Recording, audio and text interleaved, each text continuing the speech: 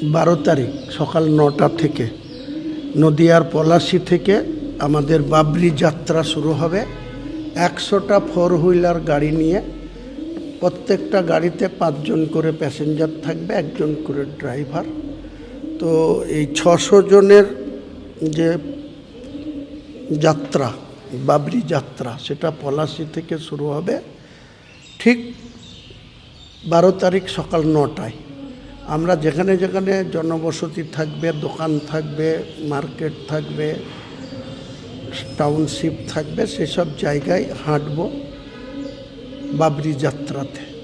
এবং যতটুকু লেন্থ আমি জেনেছি, টোটাল পলাশী থেকে ফারাক্কা হচ্ছে 150 কিলোমিটার, ফারাক্কা থেকে ওটা 85 কিলোমিটার ইটাহার। আমরা টোটাল মালদা কভার করে ইটাহারে গিয়ে 13 তারিখে রাত্রি 8টায় শেষ করব। আবার একটাই উদ্দেশ্য, কিছু নিন্দুকেরা, কিছু দাড়িওয়ালা লোক, কিছু ফেস টুপি পরে, এই মুর্শিদাবাদেরই একজন আছে, চটি চেটে বেড়াচ্ছে, সে সরকারের কর্মচারী, একটা শিক্ষক, নাজমুল মুক্তি। তিনি আজও বেলডাঙ্গাতে এসছে চটি চাটতে।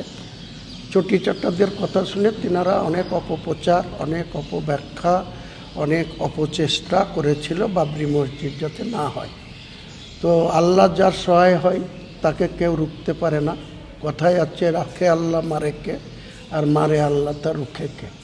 তো আল্লাহ আমাদের সাথ দিয়েছে, তাই আমরা 12 তারিখে যে আনুষ্ঠানিকভাবে বাবরি মসজিদের কাজ শুরু করছি, এবং সেটার জন্য দেশের মানুষকে, ইন্ডিয়ার মানুষকে জানানোর জন্য একটা বাবরি যাত্রা 265 কিলোমিটার।